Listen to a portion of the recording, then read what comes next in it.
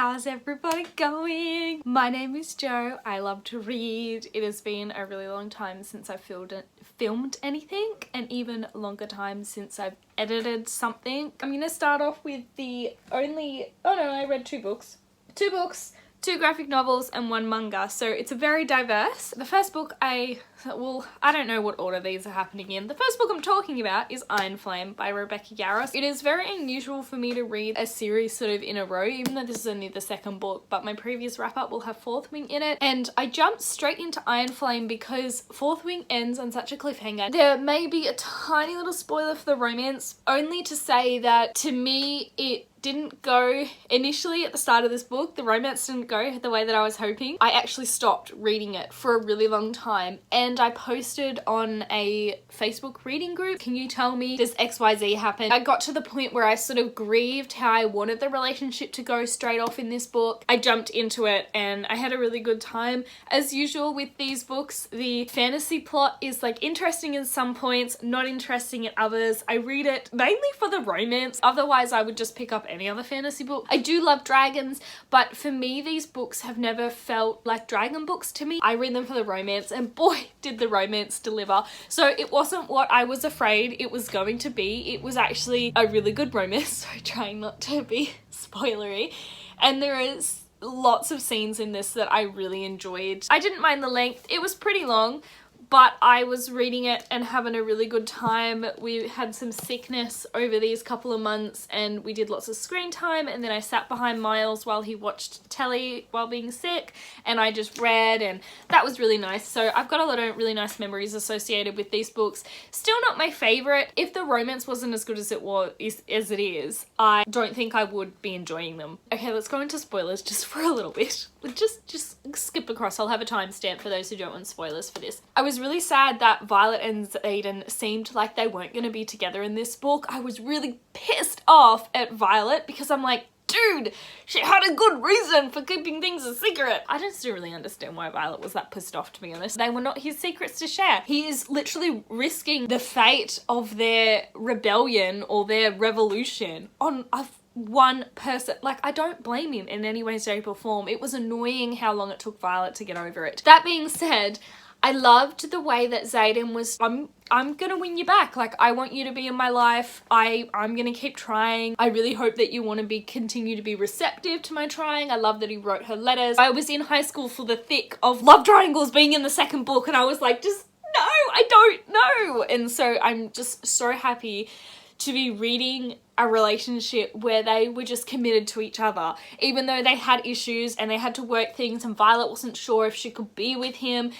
It was just them though, like they were trying to work on their issues, and there was no third party coming into this. I even enjoyed all the jealousy stuff with the ex-girlfriend, who I can't even freaking remember her name, it's been too long. I enjoyed that because Xaden was just not having it, and Violet also was a mature person about it. And I mean, to be fair, I'm reading about characters who were in their 20s as opposed to high school, they're teenagers. My favourite scene was when they were in the gym and they were fighting, like doing combat and talking, and they both just decided to commit to each other. Like, it's like one of my favourite romance scenes ever, because it was just like we're doing this, okay? You know, yes, there'll be still issues, we'll still have to talk about things, but we're actually both fully in it. It was so good. Really enjoying reading a spicy book too. That's a lot of fun. The chair scene wasn't my favourite, because for me, like, doing things in public places, even though there was no one around and he kicked everyone out, but doing things where people can walk in is not my jam. I don't find that exciting. It just makes me anxious. So that wasn't super exciting, but it's been fun to read a spicy book. I'm actually probably gonna read ACOTAR, which I never thought that I was gonna read. Not that ACOTAR is not good or nobody should read it or anything like that. It's just that I'd heard a lot of stuff, because ACOTAR's an incredibly popular series, and I'd heard a lot of complaints as well, and especially about Throne of Glass. I'm even considering that if it's spicy. I had a really good time. On the whole, it was really great, and I'm looking forward to reading some more of these kinds of books. I also finished Annihilation by Jeff Vandermeer, so talk about being diverse. You're gonna get a little bit of everything, really. I annotated that. That was fun. I don't know how I feel about this book, to be honest. I think that's probably pretty accurate of the book. I read it a little bit and then I stopped for some reason, and so I kind of got out of the flow a little bit, but once I kind of come back into it, it was really enjoyable. I wasn't as obsessed, intrigued as I was hoping to, and to be fair, I heard about this book from Murphy Napier's channel and it's like one of her favourite books ever now, so she hyped it up a lot. And I love nature, but I'm not as into it as she is in books. But still, it was a really interesting read. I enjoy sci-fi. For me, it was like, it was really interesting. I kind of don't want to know about Area X. Like, I don't want to know about how and who and what and where and, you know, all those answers. I don't know if they're coming in future books. I'm probably going to finish this trilogy, although probably slowly, though it's turning into a, it's turning into a quartet, isn't it? He's about to publish the 4th book. So it would be nice to catch up and like buy into the hype and all that kind of thing. For me, I feel like it's one of these books where it's this big answer, but you kind of almost never want to know the answer because it's not going to be as good as you would imagine it to be. It'd be like learning Doctor Who's name. It's like, I don't know if we want to, because there's such like hype up around it that nothing is going to be as good. Ultimately, I had a good time. I'm doing a really bad job of describing what books are about again. This is a book, it's a science fiction, and it's about this area in, I think it's in America, but this area that has been taken over by something, and then people have moved away. They have let the area, which is called Area X, become overgrown again with everything. They've let it over to the natural wilderness. But the government has been sending in some expeditions, and so we are with the biologist, so there's no names because names compromise people in Area X, and we are going in it with the biologist, and there are a couple more teammates with her that go in with her, a psychologist, a surveyor, and an anthropologist. And we just get to go in and discover her discovering the area for the first time. The scary thing is that they're I think they're the 12th? Yeah, they're the 12th expedition.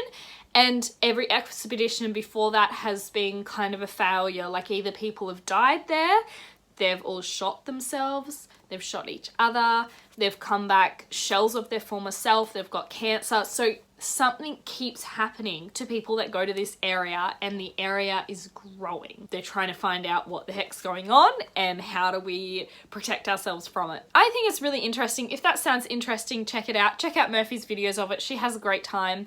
It was different, but it was captivating, so I'm glad to have read it, and I will be continuing on with the series. Oh, yay! Happy to report I finished Sailor Moon. So I think I may have talked in an earlier video about how I picked up Sailor Moon Volume 1 by Naoko Takeuchi, and it was kind of boring, unfortunately.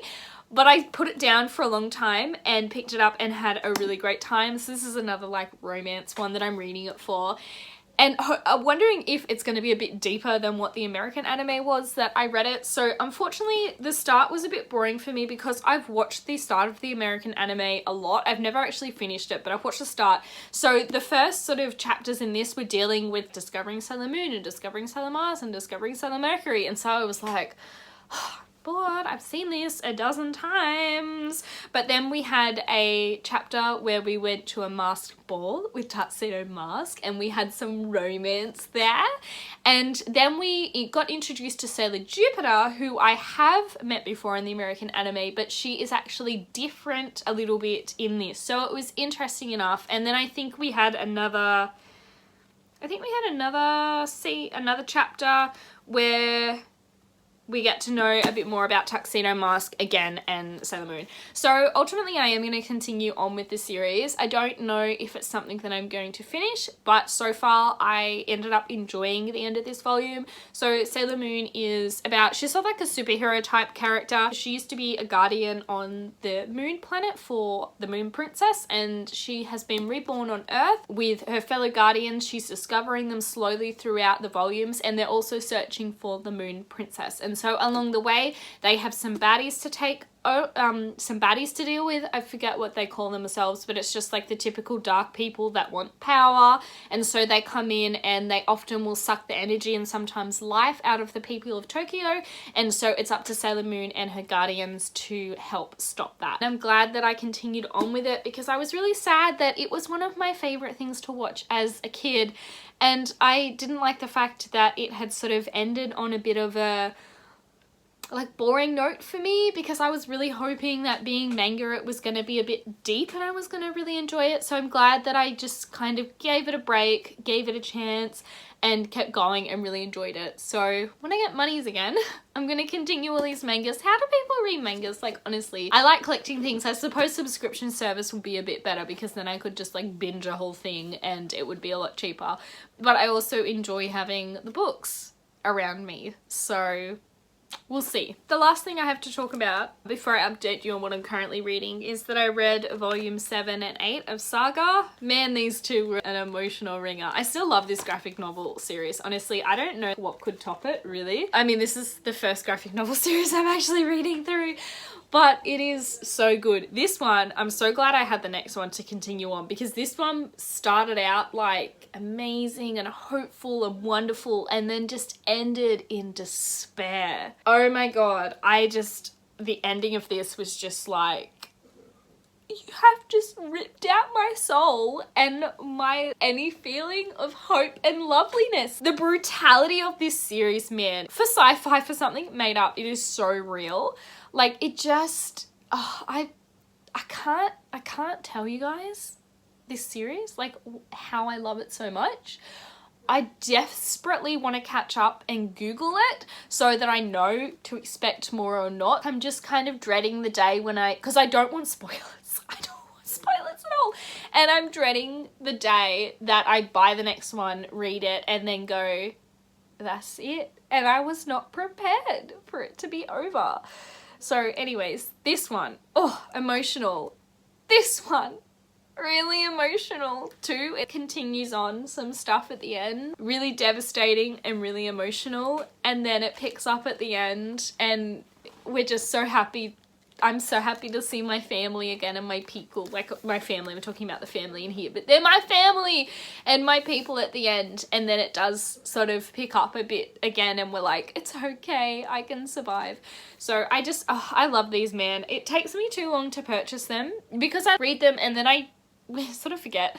I don't know. A lot happens. They're jam-packed. A lot happens.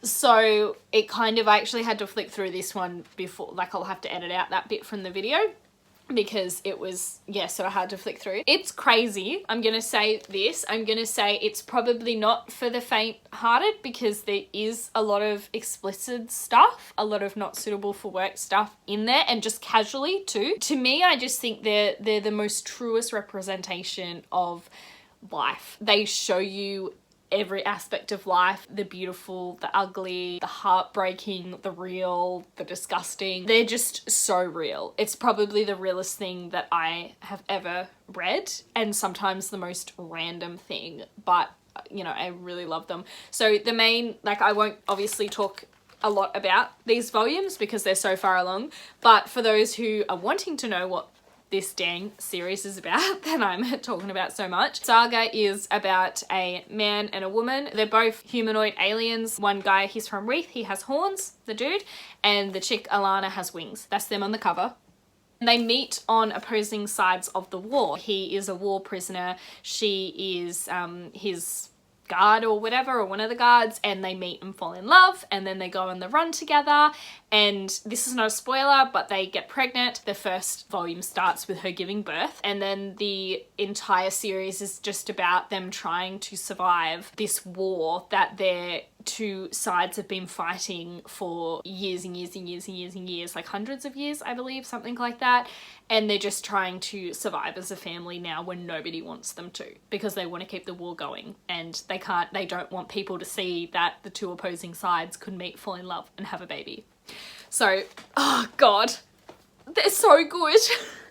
If you can handle everything I've described, they're so good. So many trigger warnings, but they're so good. Anyways, now just to briefly talk about what I'm up to now, because it's been nearly half an hour, but I have had a nice time. I'm reading The Dinosaur Hunters by Deborah Cadbury, but really slowly. I think I've put it on pause for now because then I got this crazy urge to reread Twilight by Stephanie Meyer, and that's what I'm doing. I'm having a really good time. My main thoughts to begin with is poor Bella. Her mum is a terrible mum. casualness that Bella talks about this, because it's all from her perspective and this is all she's ever known, to me as a parent, I'm horrified. I know it helps her be like worldly and mature so that Edward can find her someone that he wants to be with, but for me, I'm just horrified that she didn't actually get to be a teenager. There's passages where she's just talking about how, oh, you know, I'm so sad like to be moving away from mum, and will she be okay, but at least she's got Phil, then I'll know that there'll be food in the fridge, the bills will be paid, she'll have someone to call if she's lost. Like, for fuck's sake, your mum is like a 40, 50-year-old woman, she's not a 5-year-old. Like, yeah, so a lot of my thoughts are about that, and I have a bit of confusion as to why Bella didn't enjoy the Fawkes visit so much, why she doesn't like Charlie as much. I'm thinking, did her mum influence her? Or did Charlie not attempt to connect with her on her own level, because a lot of it seems to be about what he wants to do. There is a point where he turns on a sitcom for them to watch together, which Bella doesn't really like but she appreciates. I'm having so much fun. Bella is so funny and Edward is a lot more lighthearted. I missed all of this stuff and forgot about all this stuff, so I'm having a really nice time. Anyways, I'm gonna finish talking now. Thank you guys so much for watching my channel again. Welcome to new people, and thank you to those who are still here. I definitely still want to continue booktube. I have no plans to stop. It's just life is busy. It's crazy. Life is busy, and I'm just kind of trying to put energy into stuff that I'm enjoying now. I haven't still written since I stopped at the end of March. I did go to a short story writing class, like workshop. That was fun. It was kind of yeah, but I had a nice time there anyways, and I wrote a really nice piece about my grandma on my mum's side kitchen, because that was one of the prompts, and I wrote really nice and the people thought it sounded really good, so that was fun. I'm having to really pick what I want to do, but I'm still reading a lot, so I would like to at least keep up these videos every 2 months, even if it takes me a long time to edit. I'm so happy that I'm here. I'm happy to see all you guys. Let me know what you've been reading. Let me know. I'd love, and what's going on in your life? Tell me something personal about your life. But if you made it to the end and you don't know what to comment, and you would like to comment something, and you don't like any of the prompts I've just given you, then can you please comment me some kind of flower emoji, please? Thank you guys so much for watching my channel again. Don't forget to like, comment, and subscribe, and I will see you guys in another video at some stage. Bye!